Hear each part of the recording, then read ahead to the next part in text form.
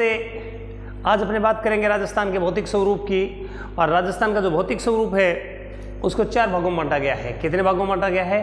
राजस्थान के भौतिक स्वरूप को 4 भागों में बांटा गया है। सबसे पहले इस भौतिक स्वरूप के बारे में जो बातें हैं उसके बारे में बात करेंगे कि राजस्थान के भौतिक स्वरूप को सबसे पहले जो बांटने वाले विद्वान थे वो कौन थे? वी सी मिश्रा। कौन थे? सबसे पहले राजस्थान के भौतिक स्वरूप को जो बांटने वाले व्यक्ति थे उनका नाम था वी सी मिश्रा। कौन थे? वी सी मिश्रा ने सबसे पहले राजस्थान के भौतिक स्वरूप को बांटा था। और कितने भागों में बांटा था? 7 भागों में। और कब बांटा था? सन 1968 ईस्वी के अंदर बांटा था। इसके बारे में अपने बात करेंगे कि राजस्थान का भौतिक स्वरूप कहाँ से शुरू होता है। फिर उसके बाद में रामलोचन साहब ने बांटा 1971 में। किसने? रामलोचन ने। किसने? रामलोचन साहब ने बांटा था राजस्थान के भौतिक स्वरूप को। कितने भागों में? 2 भागों में। कितने भागों में? 2 भागों में। उस 2 भागों में आगे चल के इन्होंने फिर 4 उप भागों में बांटा और फिर 4 को फिर 12 भागों में बांटा। कितने भागों में बांटा? 2, 4 और 12 भागों में। इन्होंने कब की बात है? ये 1971 की बात है। और फिर उसके बाद के अंदर राजस्थान के भौतिक स्वरूप को बांटने वाले व्यक्ति थे डॉक्टर सक्सेना। कौन थे?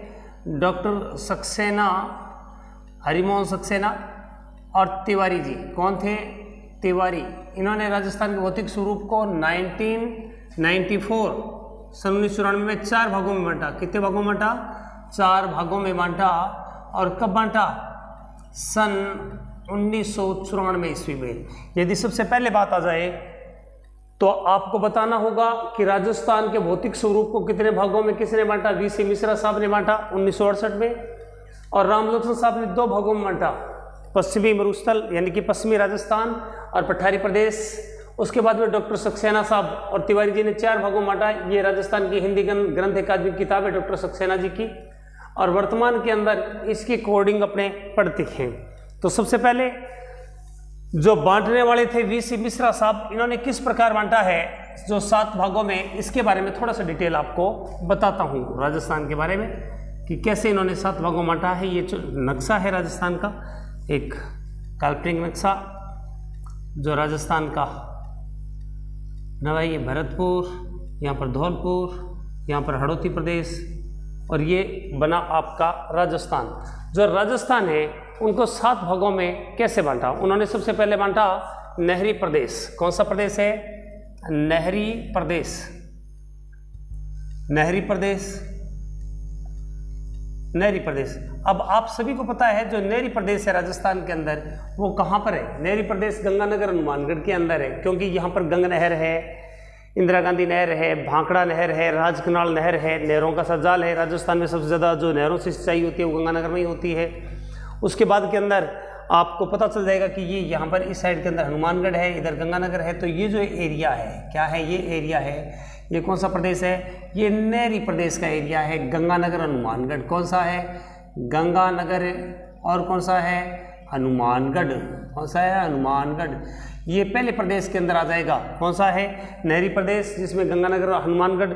दूसरे नंबर पर है पश्चिमी मरुस्थल। कौन सा है? पश्चिमी मरुस्थल या शुष्क मरुस्थल। कौन सा है?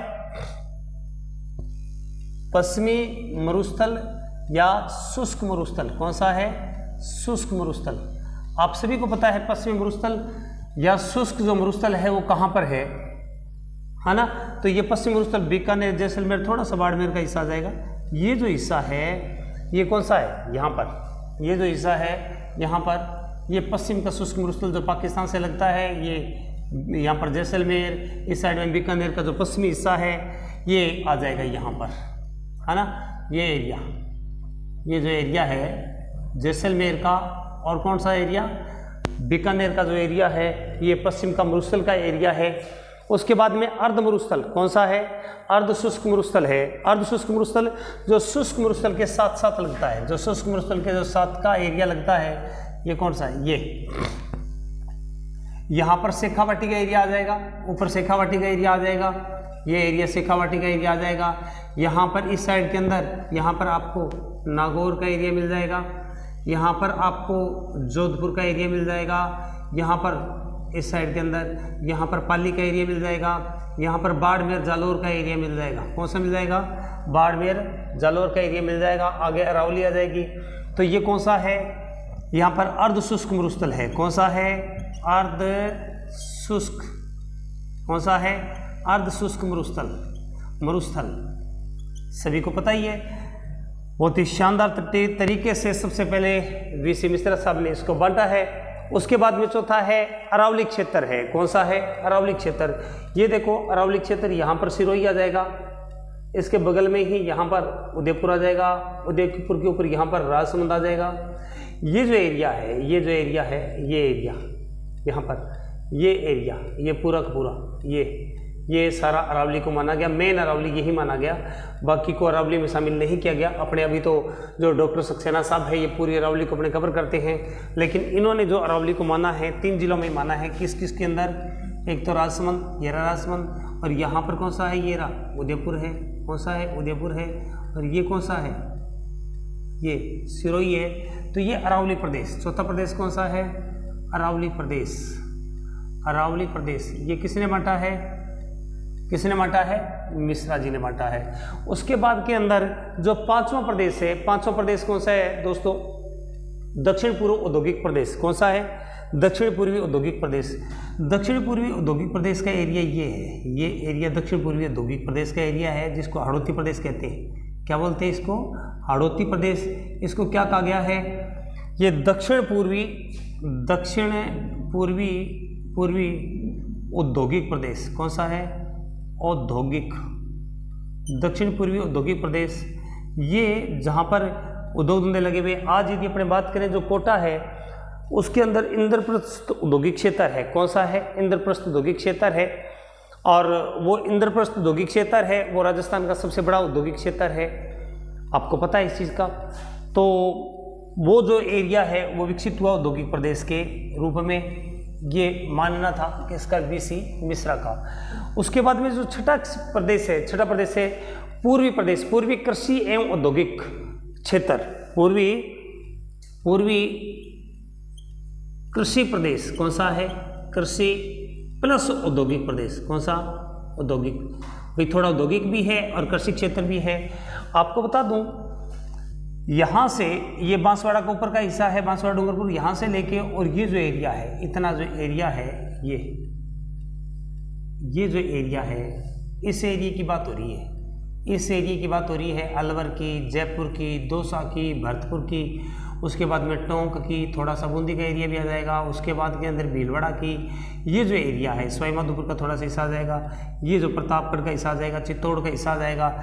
ये जो हिस्सा है ना, ये क्या कहलाएगा? पूर्वी कृषि। जो वर्तमान में जो हमारा मैदानी भाग है, वो जो मैदानी भाग है वो कौन सा है? वो पूर्वी कृषि प्रदेश और औद्योगिक क्षेत्र है। उसके बाद में चंबल का बीड़। चंबल का बीड़ अपने क्यों कहते हैं? क्योंकि यहाँ पर ऐसे करके और एक ऐसे नदी जाती है जिसका नाम है चंबल नदी। कौन सी नदी है? चंबल नदी, जो आगे जाके किस में गिर जाती है? यमुना में गिर जाती है। तो ये जो इस नदी के किनारे पर जो एरिया है, कौन सा? धौलपुर का, उसके बाद में करौली का, सवाईमाधोपुर का, उसके बाद में इसमें थोड़ा सा जो चंबल का बीच में एरिया, चंबल का कोटा के अंदर से जो गुजरती है, ये जो हिस्सा है इसको बोलते हैं चंबल बीड़ क्षेत्र। ये 7वां प्रदेश बांटा। कौन सा बांटा? 7वां प्रदेश बांटा। कौन सा है? 7वां प्रदेश चंबल बीहड़ क्षेत्र। कौन सा है? चंबल बीहड़ क्षेत्र है। तो आपको बताया ये प्रदेश तो कौन सा हो गया? पूर्वी कृषि औद्योगिक क्षेत्र हो गया। और ये जो हाड़ौती क्षेत्र है ये क्या हो गया? शुद्ध औद्योगिक क्षेत्र आ गया, चारों जिले। ये पूरा मैदानी क्षेत्र हो गया, ये अर्ध शुष्क क्षेत्र हो गया, ये नहरी क्षेत्र हो गया। कौन सा हो गया? ये नहरी क्षेत्र हो गया। कौन सा हो गया? ये नहरी क्षेत्र हो गया। ये गंगानगर, हनुमानगढ़ वाला, ये जैसलमेर और बीकानेर और उत्तरी बाड़मेर का जो ये एरिया है, ये कौन सा हो गया है? ये पश्चिमी मरुस्थल या शुष्क प्रदेश हो गया है। अरावली का प्रदेश इन 3 जिलों के अंदर सवाईमाधोपुर के राजसमंद, उसके बाद में उदयपुर और सिरोही का एरिया। दक्षिण पूर्वी औद्योगिक प्रदेश, दक्षिण पूर्वी औद्योगिक प्रदेश के अंदर क्या आ जाएगा? ये थोड़ा सा हिस्सा बांसवाड़ा और डूंगरपुर का भी ले लेंगे इसमें, ये इसके साथ जोड़ देंगे, प्लस हाड़ौती का प्रदेश जोड़ देंगे। उसके बाद में पूर्वी कृषि औद्योगिक प्रदेश ये सामने दिख रहा है, अलवर है, उसके बाद में जयपुर है, भरतपुर है, उसके नीचे दौसा है, टोंक है, भीलवाड़ा है, इत्यादि जिले। चंबल बियड क्षेत्र, जहाँ से चंबल गुजरती है तो यहाँ पर आ जाएगा सवाईमाधोपुर आ जाएगा, सवाईमाधोपुर के बाद में करौली आ जाएगा, धौलपुर का एरिया आ जाएगा।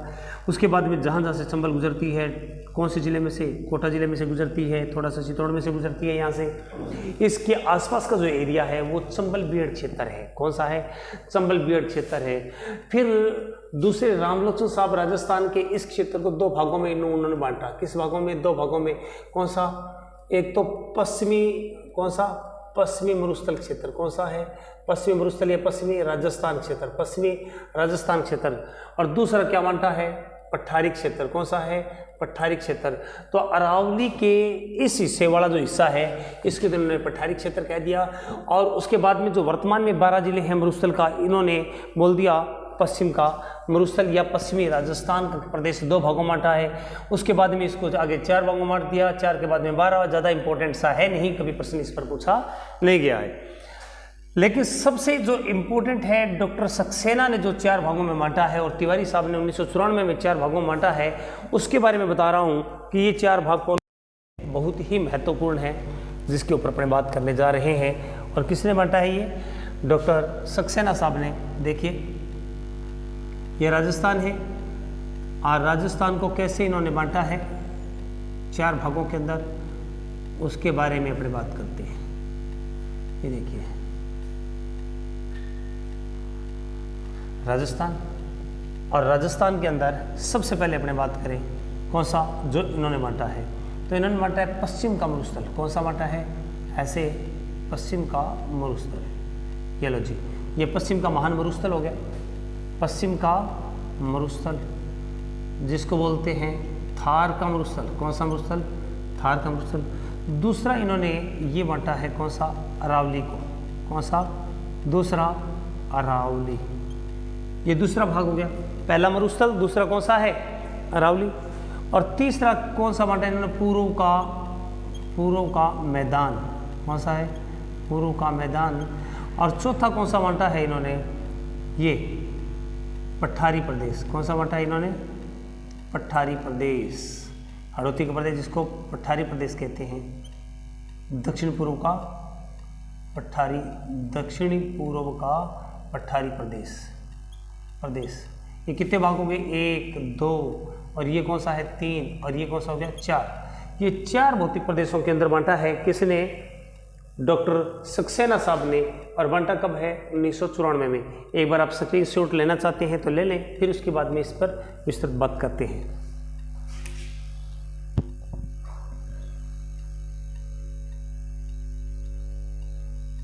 हाँ जी, जो राजस्थान के जो 4 भाग हैं, राजस्थान के 4 भाग हैं। अब इन चारों भागों का अपने विस्तृत वर्णन करते हैं। उम्मीद करते हैं कि ये चारों भाग आसानी से आपको समझ में आ जाएंगे। इसके साथ साथ आप नोट्स इसके बना लिया करो, ताकि बाद में किसी प्रकार की दिक्कत ना आए। प्रत्येक पेपर के अंदर इन प्रत्येक भौतिक प्रदेश में से प्रश्न यकीनन आपको मिलता ही मिलता है, और ज़रूर आप प्रश्न का उत्तर दे पाओगे यदि इन नोट्स को बना लेते हो। और बिल्कुल सिंपल सरल सी लैंग्वेज में आपको बताने जा रहा हूँ। देखिए, सबसे पहले जो भौतिक प्रदेश है वो कौन सा है? मरुस्थल। डॉक्टर सक्सेना साहब ने 4 भाग बांटे हैं, और पहला कौन सा बांटा है? थार का मरुस्थल। कौन सा है? थार का मरुस्थल।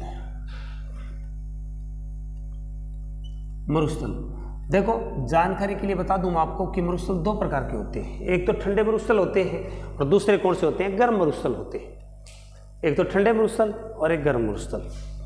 तो संसार में बहुत सारे गर्म मरुस्थल है, ठंडे मरुस्थल है। यदि गर्म मरुस्थलों की बात करें तो गर्म मरुस्थलों में हमारा जो थार का मरुस्थल है वो 9वें स्थान पर है। विश्व के अंदर जितने भी मरुस्थल है उनमें यदि उष्णता के आधार पर बात करें या गर्म के आधार के ऊपर बात करें, गर्म या उष्णता के आधार पर बात करें, तो हमारा जो राजस्थान का ये मरुस्थल है थार, वो 9वें स्थान पर है। कौन से स्थान पे है? 9वां स्थान है। कौन सा स्थान है? 9वां स्थान है। और यदि क्षेत्रफल के ऊपर बात करें, किसके आधार पे बात करें? क्षेत्रफल। और क्षेत्रफल के आधार पे हमारा जो मरुस्थल का जो स्थान है वो 17वां स्थान है। कौन सा है? संसार में सबसे जो बड़ा मरुस्थल है, संसार में सबसे बड़ा जो मरुस्थल है वो कौन सा है? संसार में सबसे बड़ा मरुस्थल है सहारा मरुस्थल, जो अफ्रीका के अंदर स्थित है। कहाँ पर है? अफ्रीका के अंदर स्थित है। फिर कहता है कि जो थार का मरुस्थल किस कटिबंध में, ये भी प्रश्न आ सकता है। आप सभी को पता है कि पृथ्वी ऐसे है, ऐसे, और इसके अंदर ऐसे कटिबंध बने हुए हैं। ये देखो, ये ध्रुवीय कटिबंध है, एक ध्रुव इधर है और एक ध्रुव इधर है, इनको ध्रुवीय कटिबंध कहते हैं। उसके बाद में ये बीच वाला ये रहा, एक कटिबंध भी है, ये रहा, ये कटिबंध है 0 डिग्री के आसपास 5 डिग्री तक ऊपर और 5 डिग्री तक नीचे। यहाँ पर क्या कहते हैं? निम्न वायुदाब उष्ण कटिबंधीय पेटी है। ये कौन सी है? निम्न वायुदाब उष्ण कटिबंधीय पेटी है। और 5 के बाद की बात करें अपने, ये 5 से 23.5 तक, तो 23.5 कितने डिग्री तक? ये रही, ये भी जो पेटी है उष्ण के बाद में 30 डिग्री तक, ये 23.5 से 30 तक, ये रही। ये जो पेटी है ये उष्ण, क्योंकि यहाँ से राजस्थान शुरू होता है 23.5 से, और उसके बाद में कहाँ तक ऊपर जाएगी? लगभग 30 के आसपास तक जाएगी। तो ये उसके पहले की जो पेटी है ये उष्ण है, उसके बाद की जो पेटी है अर्ध उष्ण। कौन सी है? अर्ध उष्ण पेटी है, अर्ध उष्ण कटिबंधीय उच्च वायुदाब पेटी। कौन सी है? अर्ध उष्ण है, अर्ध उष्ण उच्च वायुदाब पेटी, उच्च वायुदाब पेटी। यदि आपसे प्रश्न पूछ ले कि जो राजस्थान है, राजस्थान का ये जो हमारा मरुस्थल है ये किस पेटी में स्थित है, किस पेटी में स्थित है, तो उष्ण कटिबंधीय पेटी में नहीं है, गलत मत कर देना। यह अर्ध उष्ण कटिबंधीय पेटी में आता है। किस में आता है? अर्ध उष्ण कटिबंधीय पेटी में आता है। किसमें? अर्ध, अभी बताऊंगा मैं, अर्ध उष्ण कटिबंधीय पेटी में आता है। किस में आता है? अर्ध उष्ण कटिबंधीय पेटी में आता है। मान लो ये राजस्थान, ठीक, और राजस्थान का ये जो हिस्सा है, राजस्थान का ये हिस्सा मरुस्थल है ना, ये हिस्सा मरुस्थल है। यहाँ से लेके मरुस्थल और यहाँ तक, यहाँ से लेके यहाँ तक जो मरुस्थल है वो लगभग कितना फैला हुआ है? आपको बता दूं, लगभग 640 किलोमीटर फैला है। उत्तर से दक्षिण 640 किलोमीटर फैला हुआ है। मोटा मोटा कई किताबों में ये लिखा रहता है कि 600 किलोमीटर भी लिखा रहता है, कईयों में क्या लिखा रहता है? 640 किलोमीटर लिखा रहता है। यहाँ से लेके पूर्व से पश्चिम, ये पूर्व, और ये क्या है? पश्चिम। यहाँ से ये लगभग आपको 300 से लेके 340 किलोमीटर तक मिलेगा। आपको 300 से लेके 340 किलोमीटर तक इसकी चौड़ाई मिलेगी। राजस्थान जो है वो, यदि अक्षांशों की बात करें तो पृथ्वी की, मैंने बताया ना कि पृथ्वी पर 7 वायुदाब पेटियाँ हैं। कितनी वायुदाब पेटियाँ हैं? 7 वायुदाब पेटियाँ हैं। 0 डिग्री से शुरू हुए हम, कहाँ से? 0 से 23.5 डिग्री तक की एक पेटी होगी, 23.5 तक। और 23.5 के बाद में जो पेटी है, जो वायुदाब की पेटी है, वो कौन सी पेटी कहलाएगी? अर्ध उष्ण कटिबंधीय पेटी। तो इसका यदि मरुस्थल की बात करें तो उत्तर से दक्षिण लगभग 600 से 640 किलोमीटर, और पूर्व से पश्चिम के बीच में लगभग 300 से लेकर 340 किलोमीटर के बीच में ये मरुस्थल फैला हुआ है। फिर बात आती है, हमारा जो मरुस्थल है ये 12 जिलों में फैला है। कितने जिलों में फैला है? 12 जिलों में फैला है। और वो 12 जिले कौन कौन से? गौर से देखिए, 12 जिले बहुत आसान है याद करना। इधर इस साइड के अंदर ये गंगानगर है, गंगानगर के नीचे ये हनुमानगढ़ है। ये इस साइड के अंदर शेखावाटी का एरिया आ जाएगा। कौन सा आ जाएगा? शेखावाटी का एरिया। ये तो आपको चूरू मिल जाएगा इधर इस साइड में, इधर आपको झुंझुनू मिल जाएगा, और ये कौन सा मिल जाएगा? सीकर मिल जाएगा। इधर आपको बीकानेर मिल जाएगा, बीकानेर के बाद में ये जैसलमेर मिल जाएगा इस साइड के अंदर, बड़ा जिला राजस्थान का बीकानेर, सॉरी इस साइड के अंदर ये आपको मिल गया जैसलमेर। जैसलमेर के बाद में ये बीकानेर मिल जाएगा। यहाँ पर आपको जोधपुर मिल जाएगा, जोधपुर के पास में ये इस साइड के अंदर नागौर मिल जाएगा। कौन सा मिल जाएगा? नागौर मिल जाएगा। नागौर के बाद में इस साइड में बाड़मेर मिल जाएगा, इधर आपको जालौर मिल जाएगा, इधर आपको पल्ली मिल जाएगा।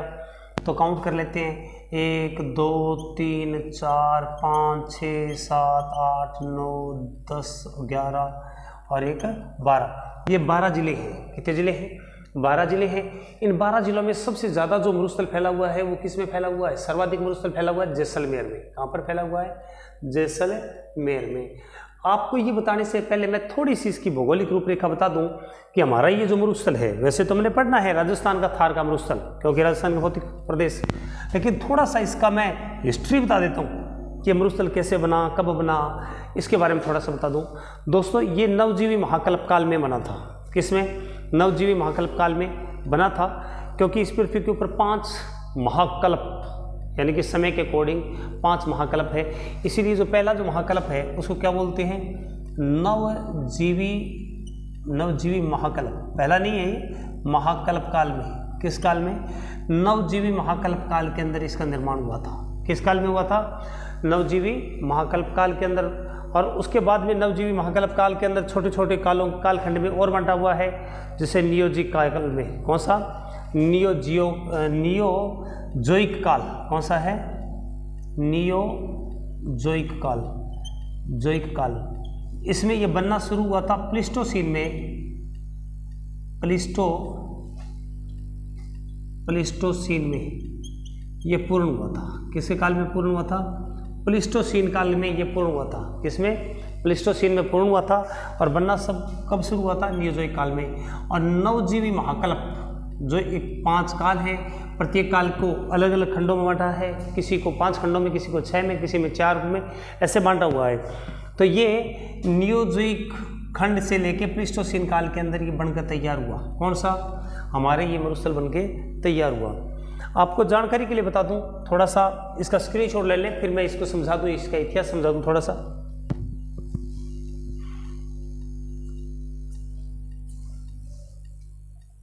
हाँ जी, कि हमारा जो मरुस्थल है वो कैसे अस्तित्व में आया और कैसे हम इसको देखते हैं। कि अफ्रीका का जो सहारा मरुस्थल है उसी का ही पार्ट है, उसको पेलियो आर्कटिक काल भी कहते हैं। अब यहाँ पर देखिए, ये अफ्रीका महाद्वीप है, अफ्रीका महाद्वीप।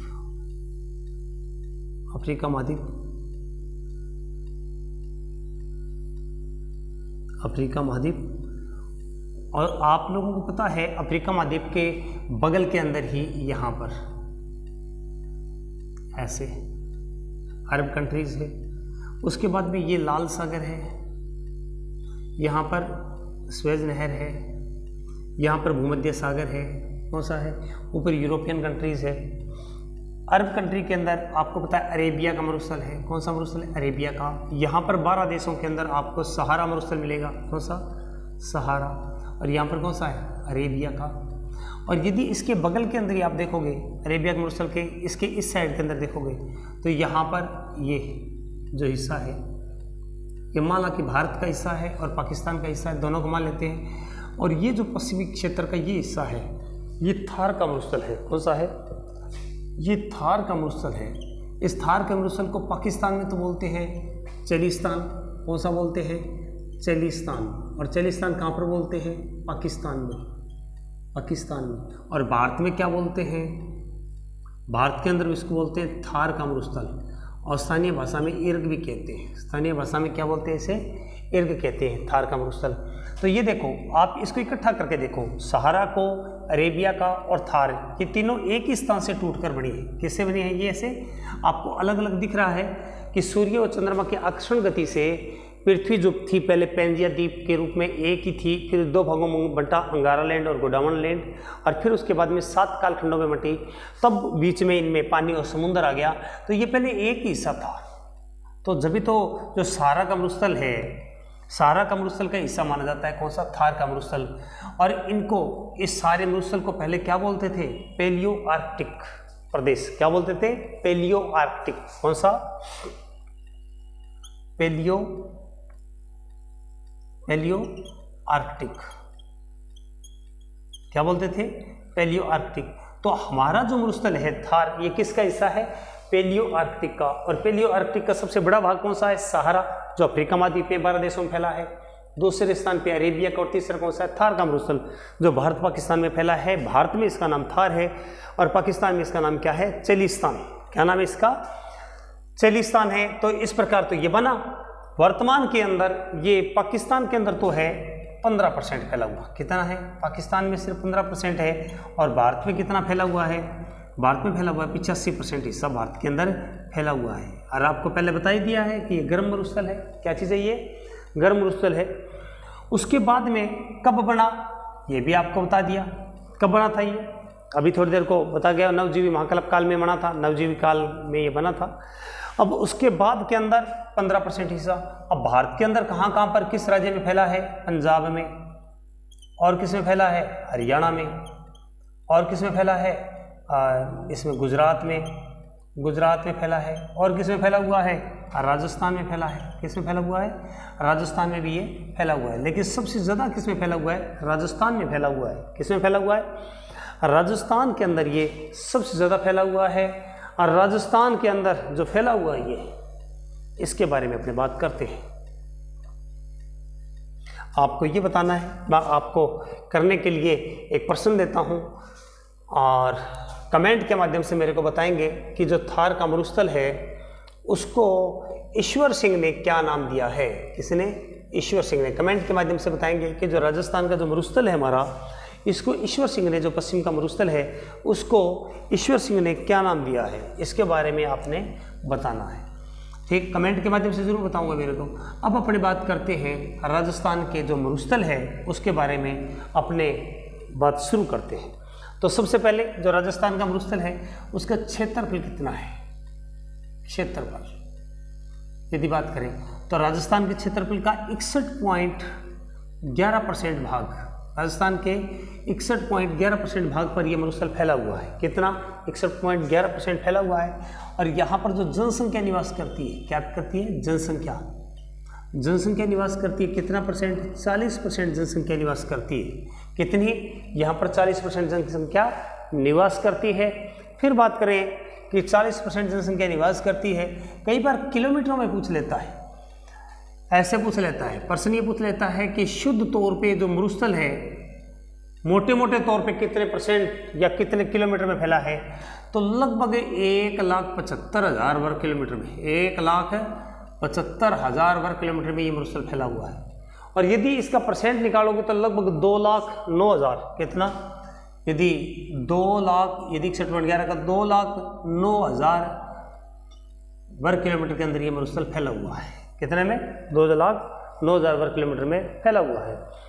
उसके बाद में यदि हम बात करें इस मरुस्थल के बारे में और सक्सेना जी की बात करें तो वो कहते हैं कि जो ये मरुस्थल है हमारा, जो ये हमारा मरुस्थल है जो 12 जिलों के अंदर ऐसे फैला हुआ है, जैसे 12 जिलों के अंदर ये मैं मरुस्थल का बता रहा हूँ, ये जो 12 जिलों में फैला हुआ है मरुस्थल, इसका जो उत्तरी भाग है डॉक्टर सक्सेना जी के आधार पे इसको बोलते हैं गग्गर बैसिन। कौन सा? जहाँ से ऐसे गग्गर नदी गुजरी। कौन सी नदी गुजरी? गग्गर नदी ऐसे गुजरी, तो इसको बोलते हैं गग्गर बैसिन। कौन सा? गग्गर बैसिन। बैसिन बोला इसको। कौन सा बैसिन? गग्गर बैसिन बोला गया है। तो इसको बोला गया जो गंगानगर हनुमानगढ़ क्षेत्र के अंदर ये गग्गर बैसिन है, इसको बोला गया शेखावाटी बैसिन। कौन सा? शेखावाटी बैसिन। कौन सा है? शेखावाटी बैसिन। इसके अंदर चूरू, झुंझुनू और सीकर को शामिल किया गया है। कौन सा है? चूरू, झुंझुनू और सीकर को शामिल किया गया है। ये जो एरिया है इसको पश्चिम का महान मरुस्थल, कौन सा है? पश्चिम का महान मरुस्थल, इसको कहा गया है पश्चिम का महान मरुस्थल। और उसके बाद में पश्चिम का महान मरुस्थल के बाद में ये जो एरिया है ये इसको लूनी जोई का, किसका? लूनी और जोई का बैसिन। तो इसको गग्गर बैसिन जो गंगानगर और हनुमानगढ़ के अंदर है, हनुमानगढ़ में है, हनुमानगढ़ में, ये गंगानगर में, और ये किसमें? लूनी और जोई का बैसिन। आपको पता लूनी जोई का बैसिन जालोर का एरिया आ जाएगा, सिरोही का एरिया आ जाएगा और पल्ली का एरिया आ जाएगा। लूनी जोई बैसिन, कौन सा है? लूनी जोई बैसिन, ये एरिया आ जाएगा। लूनी और जोई का बैसिन का एरिया आ जाएगा। इन 4 भागों में राजस्थान के मरुस्थल को बांटा है। किसने बांटा है? डॉक्टर सक्सेना जी ने इसको 4 भागों में बांटा है। लेकिन अब आपसे यदि कोई प्रश्न पूछ ले, हाँ स्क्रीनशॉट ले लो एक बार। अब अपनी बात करते हैं कि यदि ऐसे पूछ ले आपसे कि इसको जलवायु के आधार पे, हमारे मरुस्थल को जलवायु के आधार पे कितने भागों में बांटा गया है, तो 2 भागों में बांटा है। कितने भागों में बांटा है? इसको जलवायु के आधार पे 2 भागों में बांटा है। किसके आधार पे? जलवायु के आधार पे, जलवायु के आधार पर यदि ये प्रश्न पूछ ले आपसे, जलवायु के आधार पे कितने भागों में बांटा है राजस्थान के मरुस्थल को? 2 भागों में। तो जलवायु के आधार पे दो भाग कौन कौन से हो गए? दो भाग, आप ये देखिए दो भाग कौन से हो गए? एक तो ये उत्तर पश्चिम वाला क्षेत्र, ये हो गया उत्तर पश्चिम क्षेत्र जो शुष्क है, जहाँ पर 0 से लेके 25 सेंटीमीटर तक ही वर्षा होती है। क्या होती है? 25 सेंटीमीटर तक ही वर्षा होती है वार्षिक तौर पे। कौन सा है? तो इसको अपने बोलेंगे शुष्क क्षेत्र। कौन सा है? शुष्क क्षेत्र। पहला हम मान लेंगे इसको, जलवायु के आधार पे दो भाग कौन से हो गए? शुष्क क्षेत्र। दूसरा ये एरिया हो गया शेखावाटी का एरिया हो गया, ये नागौर का हो गया, ये जोधपुर का हो गया, थोड़ा सा पाली का एरिया आ गया। इस साइड के अंदर ये जो एरिया है जालौर, पाली और बाड़मेर का एरिया आ गया। ये अर्ध शुष्क क्षेत्र है। कौन सा है? अर्ध शुष्क क्षेत्र। यहाँ पर बरसात कितनी है? यहाँ पर 25 से 50 सेंटीमीटर। कौन सा? 50 सेंटीमीटर। तो कहने का मतलब जो 25 सेंटीमीटर है वो विभाजक रेखा बन गई। किसकी? शुष्क और अर्ध शुष्क के बीच के अंदर ये विभाजक रेखा बन गई। तो जलवायु के आधार पर प्रश्न यदि पूछे तो आपने कितने भागों में बताना है? दो भागों में बताना है। फिर उसके बाद में कई बार आपको ये पूछ सकता है कि राजस्थान का जो मरुस्थल है उसके भौगोलिक उच्चावच के आधार पे, किसके? उच्चावच के आधार पे। क्योंकि प्रश्न तो कैसे बन सकता है? भौगोलिक उच्चावच का मतलब होता है ये जो मरुस्थल है ऊंचे नीचे स्थान के ऊपर कितने भागों में बांटोगे? दो भागों में बांटेंगे। एक तो बालू का युक्त प्रदेश, जो बालू का युक्त प्रदेश होंगे वो ऊंचे नीचे होंगे, बहुत ऊंचे होंगे, टीले वाले होंगे। और एक होगा बालू का मुक्त प्रदेश। कौन सा होगा? बालू का मुक्त प्रदेश। दो भाग हो गए। कौन से? तो कौन कौन से हो गए उच्चावच के आधार पे? बालू का स्तूप। कौन सा है? बालू का स्तूप युक्त प्रदेश। कौन सा है? युक्त प्रदेश। और दूसरा कौन सा आ जाएगा? बालू का स्तूप मुक्त प्रदेश। कौन सा है? बालू का स्तूप मुक्त प्रदेश। ये कितने परसेंट भाग पर फैला हुआ है? 58.5% भाग पर। और ये बालू का मुक्त प्रदेश आपको मिलेगा 41.5% भाग पर। कितना? 41.5% भाग के ऊपर कौन सा मिलेगा? बालू का स्तूप मुक्त प्रदेश। तो उच्चावच का आधार हो गया। किसका आधार हो गया? उच्चावच के आधार पे यदि प्रश्न पूछ ले तो ये प्रश्न आपको पूछ लेगा। फिर उसके बाद में आपसे ये पूछ सकता है कि मरुस्थल है उसमें हमादा क्षेत्र। हमादा का मतलब है पथरीला मरुस्थल। कौन सा है? पथरीला मरुस्थल। पथरीला मरुस्थल। पथरीला मरुस्थल ये किस क्षेत्र में है? तो ये मरुस्थल है राजस्थान के दक्षिणी साइड के अंदर, राजस्थान के मरुस्थली भाग के दक्षिणी साइड के अंदर आपको मिलेगा। और कहाँ पर मिलेगा ये आपको बाड़मेर, थोड़ा सा हिस्सा जालौर का भी आ जाएगा और उत्तरी दक्षिणी जैसलमेर में भी आ जाएगा। कहाँ पर आ जाएगा? दक्षिणी जैसलमेर का जो हिस्सा है इस क्षेत्र में आपको हमादा क्षेत्र, दक्षिणी जैसलमेर, बाड़मेर का एरिया, थोड़ा सा एरिया जालौर का, इसमें पथरीला मरुस्थल आपको देखने को मिल जाएगा। हमादा क्षेत्र देखने को मिल जाएगा आपको इसी क्षेत्र में। अब फिर प्रश्न आता है, कई बार ये पूछ लेता है लघु मरुस्थल और महान मरुस्थल। कौन सा है? लघु मरुस्थल और महान मरुस्थल। ये कहाँ पर और कौन सा क्षेत्र है? तो महान मरुस्थल तो कौन सा है? जो जैसलमेर का एरिया है, बीकानेर का एरिया है, राजस्थान के पश्चिम भाग का, ये महान मरुस्थल है। कौन सा है ये? महान मरुस्थल है। जैसे मैं आपको बता रहा हूँ ये राजस्थान के अंदर ये जो एरिया है, ये एरिया, ये बीकानेर का एरिया, दक्षिणी गंगानगर का एरिया, ये जो एरिया यहाँ पर पश्चिमी बीकानेर। कौन सा है? पश्चिमी बीकानेर का एरिया, बीकानेर। ये जैसलमेर का एरिया है। कौन सा है? जैसलमेर का एरिया आ गया। ये तो है पश्चिम का महान मरुस्थल। कौन सा है? पश्चिम का महान मरुस्थल। महान मरुस्थल ये तो आ गया। उसके बाद में आपको बता दूं, क्योंकि हमारा जो मरुस्थल है वो कहाँ से शुरू होता है? गुजरात से शुरू हो जाता है, कच्छ के रण से शुरू हो जाता है ना। तो वहाँ से लेके कच्छ के रण से, कहाँ से? कच्छ के रण से शुरू हो जाता है। तो कच्छ के रण से लेके और ऊपर बीकानेर तक चला जाता है। कहाँ तक? ये एरिया यहाँ तक ऐसे चला जाता है। तो कच्छ के रण से बीकानेर तक का एरिया है, इसको लघु मरुस्थल बोलते हैं। क्या बोलते हैं? लघु मरुस्थल बोलते हैं। क्या बोलते हैं इसे? लघु मरुस्थल बोलते हैं। तो छोटे छोटे प्रश्न बहुत सारे बनते हैं। अब यदि आपसे प्रश्न पूछेंगे तो दो चीज़ें महत्वपूर्ण हैं। कौन कौन से? नंबर 1, स्तूप के नाम। एक तो प्रश्न ये पूछ सकता है कौन कौन से यहाँ पर बालू का स्तूप है। दूसरा प्रश्न आपका जो महत्वपूर्ण इसके अंदर बनता है कि मरुस्थल की विशेषताएं। कौन सा? विशेषताएं। अक्सर प्रश्न पूछता है और बच्चा गलत कर देता है राजस्थान के मरुस्थल, क्योंकि विशेषताएं हमेशा सकारात्मक भी हो सकती है और नकारात्मक भी हो सकती है। हमें इस मरुस्थल का पूरी तरह से पोस्टमार्टम कर देंगे, उसके बाद में मेरे को नहीं लगेगा कि इसके बाद में कोई प्रश्न इसमें से आएंगे। अब सम के टीले कौन से हैं? सबसे पहले स्तूप के आधार पर सम के टीले आपको जैसलमेर में मिल लेंगे। आपको 45 किलोमीटर आगे जाओगे तो सम महोत्सव होता है, खूब नाच गान होता है वहाँ पर। राजस्थान की संस्कृति को सजाए हुए हैं और पर्यटकों के आकर्षण का केंद्र है। सम के टीले कौन से? सम के टीले आपको देखने को मिलते हैं।